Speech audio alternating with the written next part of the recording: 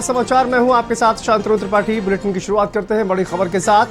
आज देखिए 5वें चरण के चुनाव प्रचार की आज उस पर ब्रेक लग जाएगा और आज ही 5वें चरण के लिए चुनाव प्रचार भी थम जाएगा। 5वें चरण की 14 लोकसभा सीटों के लिए 20 मई को मतदान होगा और 5वें चरण में 14 सीटों पर 144 प्रत्याशी मैदान में हैं।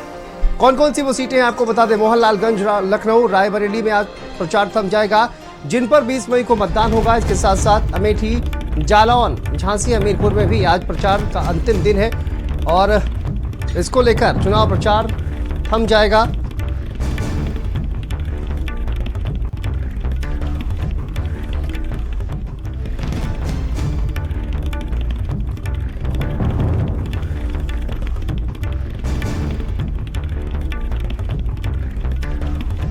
देखिए 5वें चरण की 14 लोकसभा सीटों पर 20 मई को मतदान और इसी को लेकर आज प्रचार का अंतिम दिन।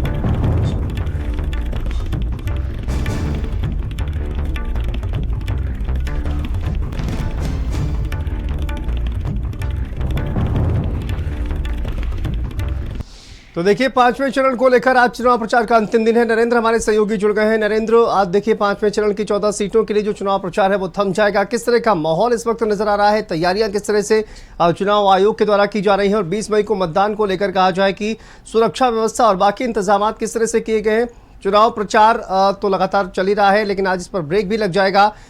परसेंटेज किस तरह से बढ़ाया जाए, इसको लेकर भी किस तरह से कवायद की जा रही है। देखिए आज शाम 5 बजे जो चुनाव प्रचार का दौर है वो खत्म हो जाएगा, ब्रेक लग जाएगा उस पर और परसों यानी 20 मई को सुबह 7 बजे से मतदान होगा। यहाँ पर जो चुनावी सरगर्मियाँ हैं वो बहुत ज़बरदस्त हैं। इस समय टेम्परेचर जहाँ पर मैं खड़ा हुआ हूँ 43 डिग्री है, लेकिन उसके बावजूद भी जो चुनाव प्रचार का दौर है वो चल रहा है। अमित साहब से थोड़ी देर बाद यहीं बांदा में जीआईसी ग्राउंड पर एक जनसभा को संबोधित करेंगे।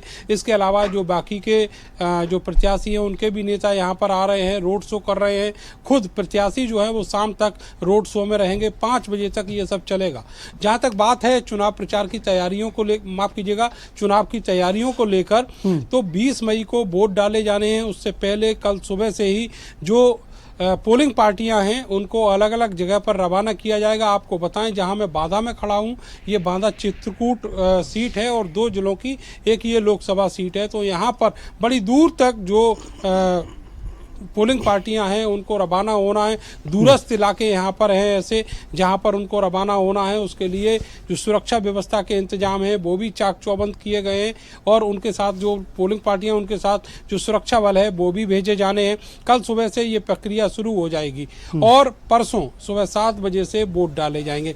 जहाँ तक समीकरण की बात करें तो यहाँ पर दूसरी बार बीजेपी ने आर.के. सिंह पटेल जो बीजेपी के मौजूदा सांसद हैं उनको टिकट दिया है और चुनावी मैदान में उतारा है। उनके मुकाबिल हैं कृष्णा पटेल जो पूर्व में जिला पंचायत की यहाँ पर अध्यक्ष रही हैं।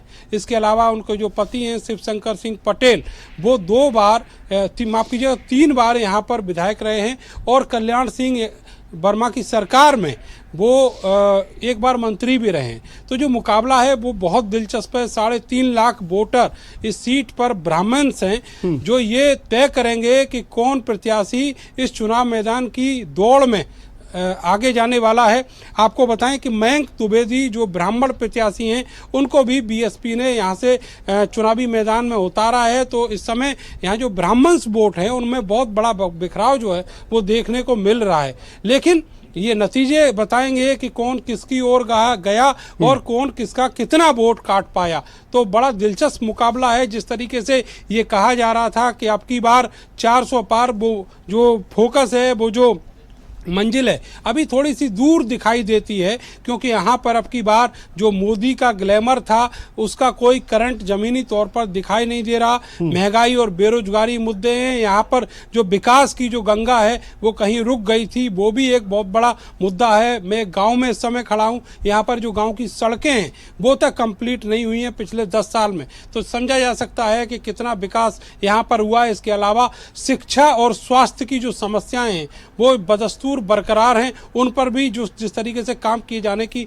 जरूरत थी वो काम नहीं हुआ, जिसकी वजह से जो ग्रामीण जीवन है वो हमेशा प्रभावित होता रहता है।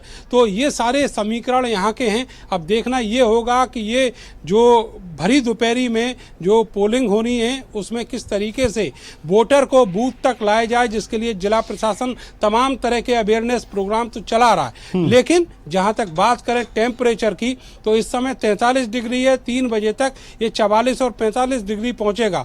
तो आज से 2 दिन बाद किस तरह का माहौल होगा, किस तरह की गर्मी होगी, ये भी बहुत कुछ डिपेंड करेगा कि कितना वोटर वहां तक पहुंच पाता है। जी शांतनु, बिल्कुल देखना दिलचस्प होगा। और देखिए गर्मी भी एक बहुत बड़ा कहा जाए कि एक कंसर्न है वो लोगों के लिए बना हुआ है। सीमा अब हमारे सहयोगी जुड़ गए हैं कौशाम्बी से, और संजय भी हमारे साथ जुड़े हुए हैं, रोहित भी जुड़े हुए हैं, सभी से अपडेट लेंगे। लेकिन सीमा अब आपके पास आते हैं, किस तरह की हलचल दिखाई दे रही है? 5वें चरण का आज चुनाव प्रचार थम जाएगा और उसको लेकर किस तरह का राजनीतिक माहौल इस वक्त कौशाम्बी में? जी बिल्कुल, आपको बताएं यहाँ पर जो मुकाबला है वो पुष्पेंद्र सरोज जो कि गठबंधन के प्रत्याशी हैं उनका, और विनोद सोनकर जो कि 2 बार से यहाँ सांसद रहे हैं, उनके बीच में साफ तौर पर नजर आ रहा है। गठबंधन और भारतीय जनता पार्टी का सीधा मुकाबला यहाँ पर देखने को मिल रहा है। पुष्पेंद्र सरोज इंद्रजीत सरोज के बेटे हैं और वो इसी जगह से मंझनपुर सीट से विधायक हैं। इंद्रजीत सरोज पूर्व में मंत्री भी रह चुके हैं, और विनोद सोनकर का भी एक बड़ा कद है भारतीय जनता पार्टी में, 2 बार वो सांसद रह चुके हैं। तो एक कड़ा मुकाबला यहां पर देखने को मिल रहा है। ये वही सीट है जहां पर समाजवादी पार्टी के तीनों विधायक जो है वो हैं। ये ऐसा जिला है कौशाम्बी जहां पर समाजवादी पार्टी ने 2022 के चुनाव में अपना वर्चस्व कायम रखा था। पल्लवी पटेल समाजवादी पार्टी से यहां से विधायक रही हैं सिराथू सीट से, लेकिन अभी कुछ दिनों से ये देखा जा रहा है कि उन्होंने अपनी राहें समाजवादी पार्टी से अलग कर लिया है और अपना अलग चुनाव प्रचार कर रही हैं। एक पीडीएम उन्होंने बनाया था। आप नजर बना के रखिए, संजय का रुख कर लेते हैं, वापस आएंगे आपके पास। संजय, इस वक्त देखिए कहा जाए कि 5वें चरण का चुनाव प्रचार आज थम जाएगा, राजनीतिक माहौल बड़ा हुआ है, तापमान अगर देखा जाए तो वो भी लगातार बढ़ रहा है, चुनौतियां बहुत सारी हैं, तैयारियां किस तरह से चल रही हैं और किस तरह से वोटिंग का परसेंटेज बढ़ा जाए, इसको लेकर क्या उपाय किए जा रहे हैं? बिल्कुल, मैं बताऊँ आपको कि 5वें चरण में अमेठी और रायबरेली भी है। तो ऐसे में अमेठी में आज शाम को 5 बजे से चुनाव प्रचार थम जाएगा। फिलहाल मैं दिखाऊंगा तस्वीरों में कि चुनाव प्रचार चल रहा है और डिप्टी सीएम ब्रजेश पाठक खुद यहाँ पर पहुंचे हुए हैं, क्योंकि जो यहाँ के केंद्रीय मंत्री स्मृति ईरानी है उनके लिए वोट मांगने की अपील करने के लिए यहाँ पर पहुंचे हुए हैं। क्योंकि शाम को प्रचार का पहिया जब थमेगा उसको लेकर के सभी दल पूरी ताकत झोंक रहे हैं, और यही वजह है कि बीजेपी में जो डिप्टी सीएम यहाँ पर पहुंचे हैं, उसके साथ ही अभी 2:45 पर सीधे तौर पर गृह मंत्री जो एचएम मिनिस्टर है, होम मिनिस्टर, वो पहुंचेंगे और अमेठी में तकरीबन 5 किलोमीटर का रोड शो है, वो रोड शो करेंगे और रोड शो के जरिए कहीं ना कहीं यहाँ बिल्कुल देखिए राजनीतिक तापमान कहीं ना कहीं बढ़ता हुआ नजर आ रहा है। ठीक है, और रोहित का रुख कर लेते हैं। रोहित, देखिए राहुल गांधी यहाँ से चुनावी मैदान में रायबरेली से, और कहा जाए कि पूरा गांधी परिवार यहाँ पर हमने देखा, इंडिया गठबंधन के तमाम दिग्गज नेता यहाँ पर दिखाई दिए हैं। राजनीतिक माहौल किस तरह का रायबरेली में बना हुआ है और वोटर्स में किस तरह का उत्साह देखा जा रहा है? बिल्कुल शांतनु, मैं आपको बता दूं कि 5वें चरण यानी 20 मई को रायबरेली में मतदान होना है और चुनाव प्रचार का आज आखिरी दिन है। जिसको लेकर लगातार देखा जाए, चाहे सत्ता पक्ष की बात करिए या फिर विपक्ष की बात करिए, सभी पार्टियां जो है पूरी जोर आजमाइश से जो है चुनावी प्रचार में जुटी हुई है। वो चाहे बात कर ली जाए, चाहे कांग्रेस की तरफ से बात कीजिए, इंडिया गठबंधन की बात कर ली जाए, या फिर बात कर लीजिए भारतीय जनता पार्टी की, दोनों तरफ के जो दिग्गज नेता है लगातार रायबरेली में चुनावी प्रचार कर रहे हैं। लगातार जो है अपने पार्टी के जो प्रत्याशी उनके पक्ष में मतदान करने की अपील कर रहे हैं। अगर बात की तो कांग्रेस की तरफ से राहुल गांधी खुद चुनावी मैदान में, वही दूसरी तरफ अगर बात की जाए भारतीय जनता पार्टी सूबे के मंत्री चुनावी मैदान में है। तो अगर बात की जाए कांग्रेस के प्रत्याशी को जीत दिलाने के लिए लगातार प्रियंका गांधी वाड्रा ने अपने कंधे पर पूरा जो है बोझ ले रखा है और लगातार चुनावी प्रचार कर रही है। साथ ही साथ देखा जाए सोनिया गांधी भी कल रायबरेली आई थी, राहुल गांधी भी थे, प्रियंका गांधी भी एक मंच पे थे, और साथ ही साथ समाजवादी पार्टी के राष्ट्रीय अध्यक्ष अखिलेश यादव भी एक मंच पे दिखाई दिए थे। वही अगर बिल्कुल, और देखिए कहा जाए कि दोनों ही दलों में कहा जाए कि नेताओं के शामिल होने का सिलसिला भी लगातार जारी है। रोहित, वापस आएंगे आपके पास। राजेश हमारे सहयोगी जुड़ गए हैं गोड्डा से। राजेश, बताइए क्या कुछ हलचल चल रही है इस वक्त? 5वें चरण का चुनाव प्रचार आज थमने वाला है और किस तरह की तैयारियां, किस तरह का राजनीतिक माहौल दिखाई दे रहा है? देखिए शांतनु, केवल 4.5 घंटे का समय शेष बचा है और 4.5 घंटे बाद जो चुनाव प्रचार है वो पूरी तरीके से थम जाएगा।